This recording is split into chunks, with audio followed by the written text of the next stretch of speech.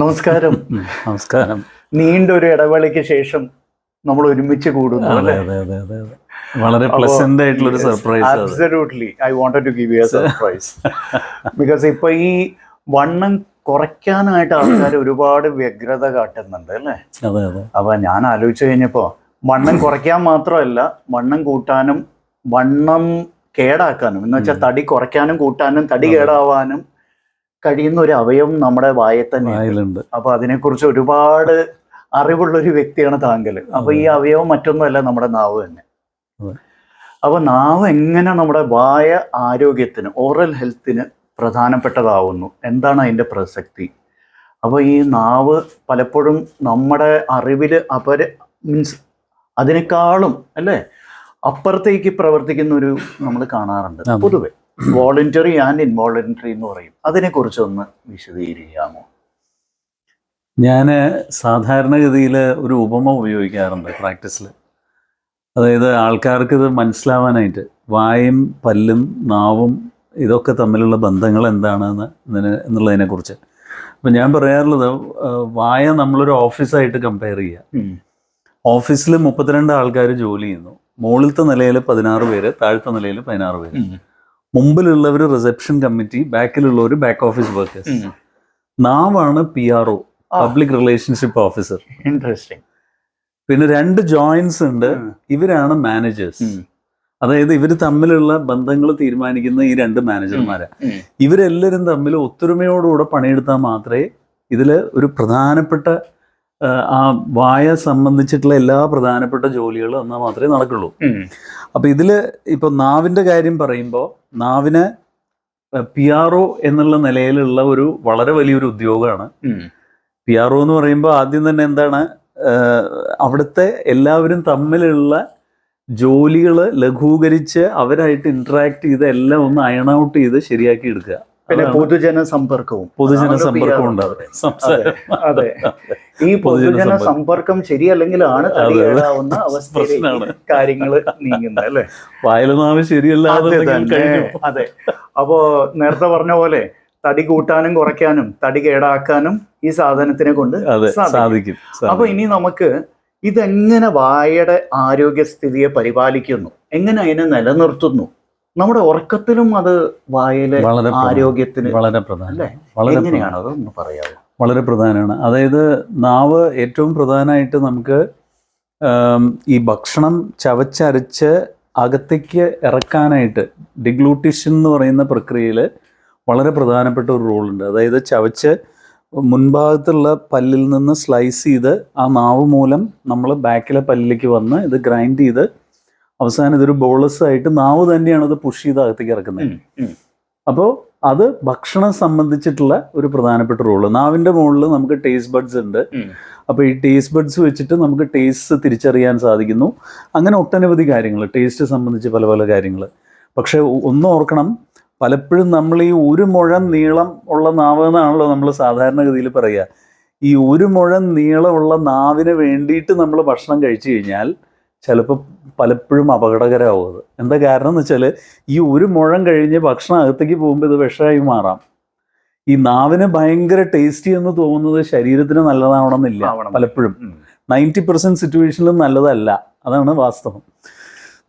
പിന്നെ ഈ നാവ് നേരത്തെ പറഞ്ഞ പോലെ ഉറക്കത്തിൽ എന്താ സംഭവിക്കുന്നതെന്ന് വെച്ചാൽ, പ്രത്യേകിച്ച് ഒബീസിറ്റി വന്നു കഴിഞ്ഞാൽ, ഇപ്പോൾ ചെറുപ്പകാലത്ത് ഒബീസ് അല്ലാതിരിക്കുന്ന സമയത്തൊന്നും വലിയ പ്രശ്നങ്ങൾ വരില്ല. ഒബീസിറ്റി വന്നു കഴിയുമ്പോൾ പലപ്പോഴും ഫാറ്റ് അടിഞ്ഞു കൂടാനുള്ളൊരു സാധ്യത വളരെ കൂടുതലാണ്. അപ്പോൾ ഉറക്കത്തിൽ നമ്മൾ മലർന്നു കിടക്കുകയൊക്കെ ചെയ്യുമ്പോൾ ഈ നാവ് കുറച്ച് വീതി കൂടുതലായിട്ട് ഈ ഫാറ്റ് ഡെപ്പോസിഷൻ കൂടിയിട്ട് ഇത് ബാക്കിലേക്ക് തള്ളി അപ്നിയ എന്ന് പറയുന്ന ഒരു കണ്ടീഷനിലേക്ക് എത്താം. അപ്നിയ എന്ന് പറയുമ്പോൾ ശ്വാസോച്ഛ്വാസം കൃത്യമായിട്ട് നടക്കാതെ വരുന്ന ഒരു അവസ്ഥ, അതിന് തടസ്സം നേരിടും. അതെ അതെ, അങ്ങനെ വരാം. നാവ് മാത്രമല്ല, പലപ്പോഴും സോഫ്റ്റ് പാലറ്റും എല്ലാം ഇതിൽ പങ്കെടുക്കും. അപ്പോൾ ഈ നാവ് അത് ഫോൾ ബാക്ക് ചെയ്യുക എന്ന് പറയുന്നത് ഒരു വളരെ അപകടകരമായിട്ടുള്ളൊരു അവസ്ഥയാണ്. അത് പലപ്പോഴും it will cause irregularity in the breathing pattern, and that in turn will cause cardiac problems and host of other issues. ഈ കൂർക്കമ്പലി എന്ന് പറഞ്ഞാൽ സ്നോറിങ്, അതെ, സ്ലീപ്പ് അപ്നിയ. അതെ. അപ്പോൾ സ്നോറിംഗ് ഉള്ള, അതായത് കൂർക്കമ്പലി ഉള്ള എല്ലാവരും ഈ ഒരു കാര്യം ഒന്ന് ഓർത്തിരിക്കുന്നത് നന്നായിരിക്കും. കാരണം അവിടെ പലപ്പോഴും കഴുത്തിന്റെ നീളം അവിടെ ഒരു ഘടകം. അതെ അതെ അതെ, കഴുത്തിന്റെ നീളം കുറവാണെങ്കിൽ തീർച്ചയായിട്ടും ഇതിനുള്ള സാധ്യത വളരെ കൂടുതൽ. അവിടെ ഫാറ്റ് ഡെപ്പോസിഷൻ, നാവ് പുറകോട്ട് വീഴുകയും അതിനാൽ പ്രത്യേകിച്ച് ഉറക്കത്തില് മസിൽസ് റിലാക്സ് ചെയ്യുന്ന അവസ്ഥ. അതെ അതെ, പാലറ്റൽ മസിൽസ് എന്ന് പറയും. അപ്പൊ പാലറ്റിനെ കുറിച്ച് സംസാരിക്കുമ്പോൾ ഒരു സംശയം, ഈ പാലറ്റ് എന്ന് പറഞ്ഞ റൂഫ് ഓഫ് ദ മൗത്ത് ഉണ്ടല്ലോ, അതിന്റെ ഏറ്റവും പുറകിൽ തൂങ്ങിക്കിടക്കുന്ന ഒരു സാധനം കാലത്ത് നമ്മുടെ ചെറിയ നാവായിട്ടാണ് നാവായിട്ട് അതിനെന്തെങ്കിലും ഇല്ല, നമ്മുടെ മെയിൻ നാവായിട്ട് അങ്ങനെ ബന്ധമില്ല. അവിടെ നമുക്ക് വോൾഡേഴ്സ് റിംഗ് എന്ന് പറഞ്ഞിട്ടൊരു റിംഗ് ഉണ്ട്. അത് ബേസിക്കലി നമ്മുടെ എന്താ പറയുക, ഇമ്മ്യൂൺ സിസ്റ്റം, ലിംഫാറ്റിക് സിസ്റ്റത്തിന്റെ ഭാഗമായിട്ടുള്ള ഒരു പ്രൊട്ടക്റ്റീവ് മെക്കാനിസം ആണ്. അത് ഹൈപ്പർ റിയാക്ട് ചെയ്ത് കഴിയുമ്പോൾ വേറെ അനവധി പ്രശ്നങ്ങൾ വരാം. അത് വേറൊരു വിഷയമാണ്. അതെ അതെ. അപ്പൊ നാവിൽ വെള്ളമൂറുന്നു എന്നുള്ളൊരു പ്രയോഗം മലയാളത്തിലുണ്ട് അല്ലെ? നാവിൽ വെള്ളമൂറുവോ? അതെ. നാവില് അതിന് ഈ ഗ്രന്ഥികൾ വല്ലതും ഉണ്ടോ? നാവിലല്ല വെള്ളം, എല്ലാ ഗ്രന്ഥികളുള്ള. ശരിക്ക് നമുക്ക് ഉമിനീര് പ്രൊഡ്യൂസിങ് ആയിട്ടുള്ള സലൈവറി ഗ്ലാൻസ് ഉണ്ട്.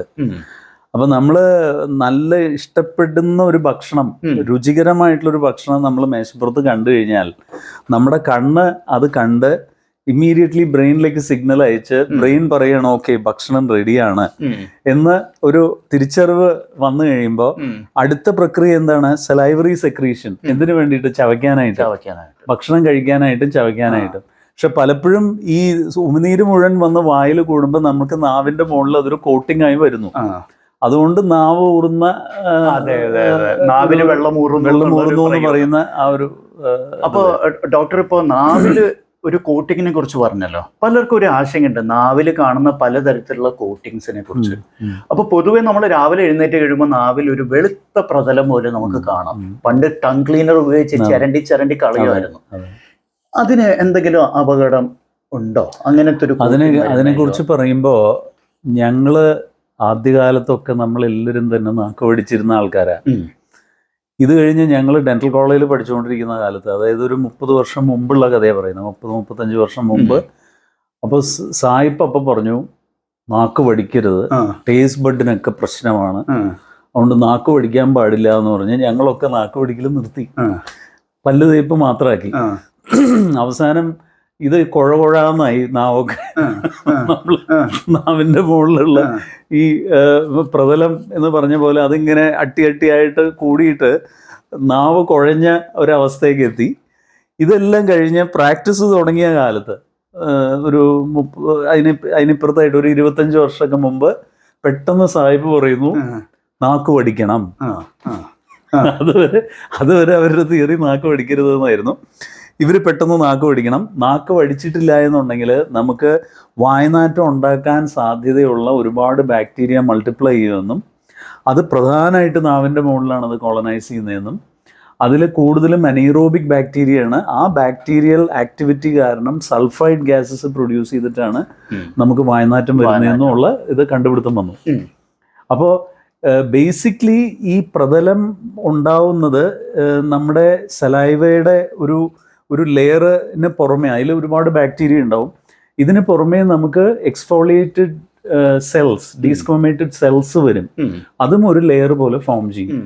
ഇത് അടിക്കടി മാറ്റുന്നത് തന്നെയാണ് നല്ലത്. അപ്പൊ നമ്മൾ 2 നേരം വളരെ മോഡറേറ്റ് ആയിട്ടുള്ള രീതിയിൽ നാക്ക് പഠിക്കുന്നത് നല്ലൊരു ഹെൽത്തി ആയിട്ടുള്ള ഒരു കാര്യമാണ്. അവിടെ ബ്രഷ് ചെയ്യുന്നതിനിടയിൽ ബ്രഷ് ഉപയോഗിച്ച് നാവ് ചരണ്ടിയാൽ ഉപയോഗിച്ച് നാവ് പഠിച്ചത് കൊണ്ട് വലിയ പ്രയോജനം കിട്ടില്ല. ടങ് ക്ലീനർ തന്നെ വേണം.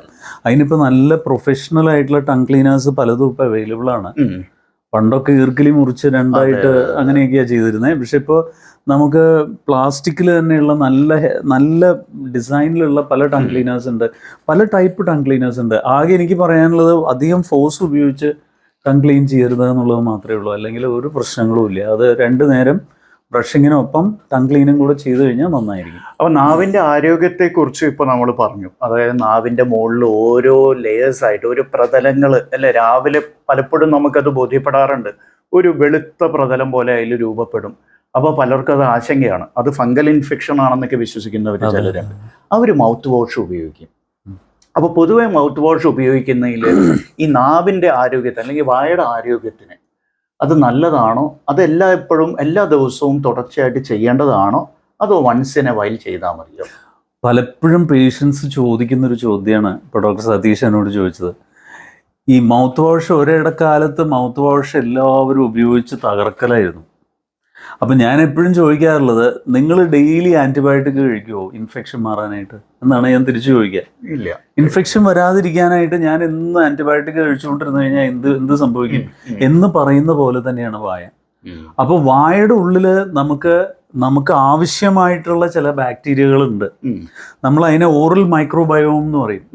ഈ ഓറൽ മൈക്രോബയോമാണ് നമ്മുടെ ഗട്ട് മൈക്രോബയോമിന്റെ തുടക്കം. ഗട്ടിലേക്ക് മൈക്രോബ്സ് പോകുന്ന മുഴുവൻ വായിൽ നിന്നാണ്. അതെ അതെ. ഇപ്പോൾ ഗട്ട് മൈക്രോബയോമിന്റെ വാല്യൂ ഇന്ന് എല്ലാവർക്കും അറിയാവുന്നതാണ്. ഒരുമാതിരിപ്പെട്ട എല്ലാവർക്കും നല്ല വിവരവും വിദ്യാഭ്യാസവും ഉള്ളവർക്ക് gut health is very important for the general health of an individual എന്നുള്ളത് എല്ലാവർക്കും അറിയാവുന്നതാണ്. അപ്പോൾ ഈ ഗട്ട് ഹെൽത്തിൻ്റെ പ്രധാനപ്പെട്ട ഘടകം എന്താ? ഗട്ട് മൈക്രോബയോമാണ്. അപ്പോൾ എന്ന് പറയുന്ന പോലെ the second largest microbiome in the body is in the oral cavity. അപ്പോൾ ഓറൽ മൈക്രോബയോം ഹെൽത്തി ആയിട്ടിരിക്കണം എന്നുണ്ടെങ്കിൽ നമ്മൾ നാച്ചുറൽ ആയിട്ടുള്ള രീതിയിൽ അത് പോകണം.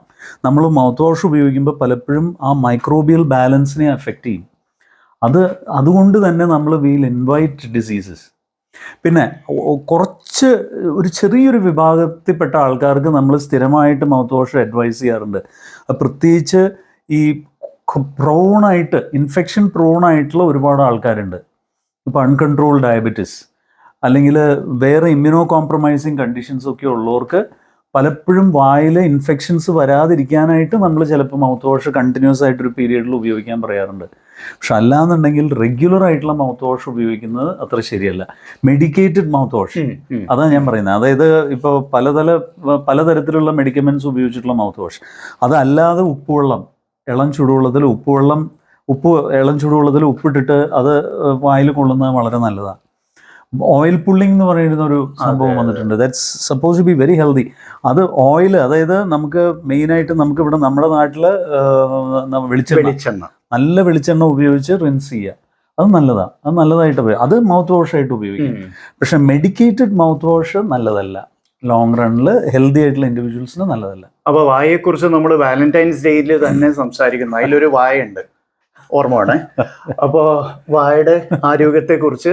വായയെക്കുറിച്ച് ഒരുപാട് പഠിച്ച ഡോക്ടർ പ്രശാന്ത് പിള്ളൈ പറഞ്ഞു. ഇനിയിപ്പോൾ ഒരു സംശയം കൂടി, നാവിൻ്റെ ആരോഗ്യത്തെക്കുറിച്ചാണല്ലോ നമ്മൾ പൊതുവെ പറയുന്നത്.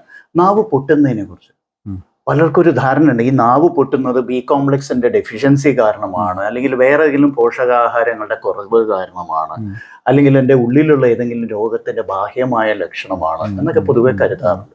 എന്നിട്ട് പലതരത്തിലുള്ള മരുന്നുകളും ആൾക്കാർ കഴിയുന്നുണ്ട്.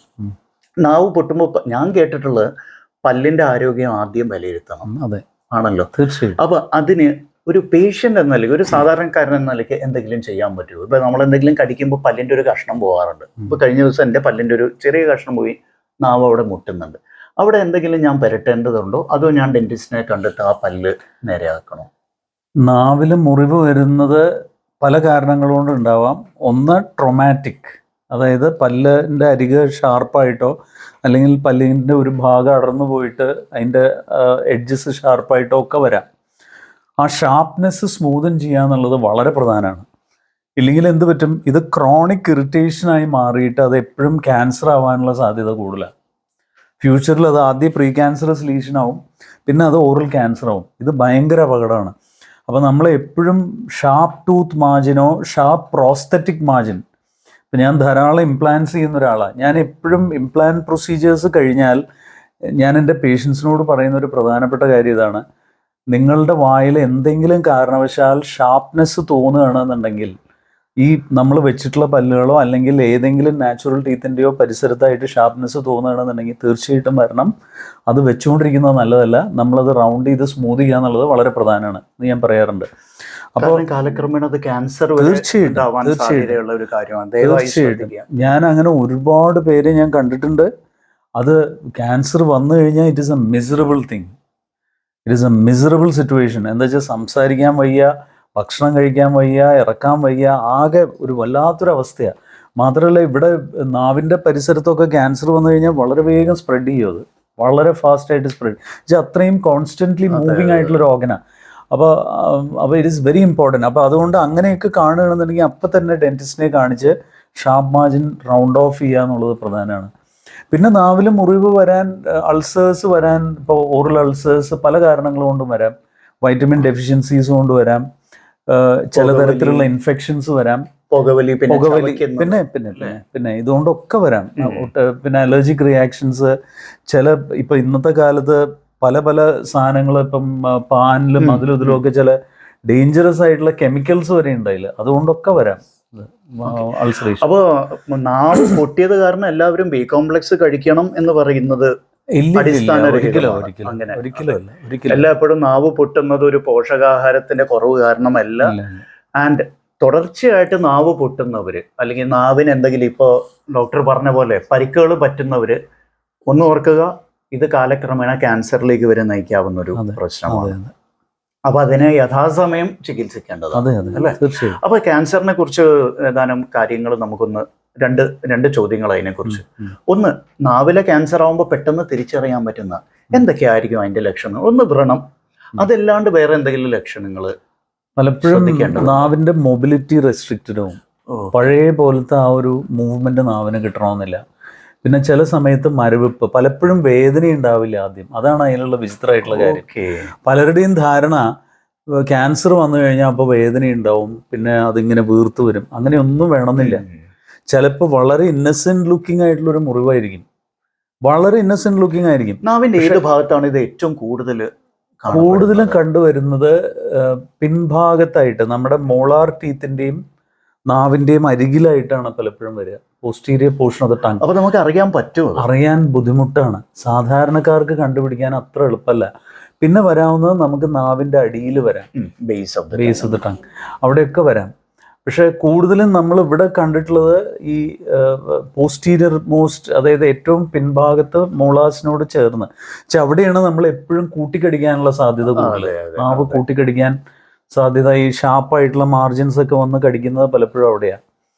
അപ്പോൾ അത് സ്വയം ഒരു ജഡ്ജ്മെന്റിലേക്ക് എത്താതെ ഒരു സ്പെഷ്യലിസ്റ്റിനെ കാണിച്ച് അതിനുള്ള ട്രീറ്റ്മെന്റ് എടുക്കുക എന്നുള്ളതാണ് ഏറ്റവും പ്രധാനം. അപ്പോൾ ആഹാരം വിഴുങ്ങുമ്പോൾ എന്തെങ്കിലും തടസ്സമായിട്ട് തോന്നാം. പക്ഷെ ഒരു കാര്യമുണ്ട്, ആ ഒരു സ്റ്റേജൊക്കെ എത്തുമ്പോഴത്തേക്ക് ഒരു സ്റ്റേജ് കടന്നിരിക്കും.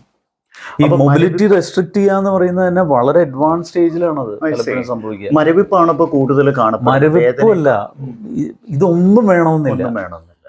ഇതിൽ വിചിത്രമായിട്ടുള്ള കാര്യം, എനിക്ക് വേദന ഇല്ല ഡോക്ടർ, വെറുതെ ഒരു ചെറിയൊരു മുറിവുണ്ടായിരുന്നു, ആദ്യം വേദന ഉണ്ടായിരുന്നു, പിന്നെ വേദന പോയി എന്ന് പറയും. പക്ഷെ ആ മുറിവ് അപ്പോഴും ഉണ്ട്. അപ്പൊ that is dangerous. That means that has got to be attended to. സംശയമൊന്നും. That was a very insightful, അല്ലേ? വളരെ അഗാധമായ പാണ്ഡിത്യം ഈ മേഖലയിലുള്ള ഒരു വ്യക്തിയാണ് ഡോക്ടർ പ്രശാന്ത്. തീർച്ചയായിട്ടും നിങ്ങൾക്ക് ഇതിൽ നിന്ന് ഒരുപാട് കാര്യങ്ങൾ മനസ്സിലാക്കാൻ സാധിച്ചിരിക്കും എന്ന് നമ്മൾ വിശ്വസിക്കുന്നു. And thanks for watching and thanks for your valuable time. വളരെ സന്തോഷം ഡോക്ടർ സതീഷ് കണ്ടേ. യാദൃശ്ചികമായിട്ട് കണ്ടുമുട്ടിയത്, പെട്ടെന്ന് നമ്മൾ ഈ ഒരു വിഷയത്തെ കുറിച്ച് ചർച്ച ചെയ്യാന്ന് കരുതി. നിങ്ങൾക്ക് ഇഷ്ടപ്പെട്ടുവെങ്കിൽ സബ്സ്ക്രൈബും ലൈക്കും ഒക്കെ ചെയ്യുക. And do support this channel. Thanks for watching. Thank you. Bye. Thank you.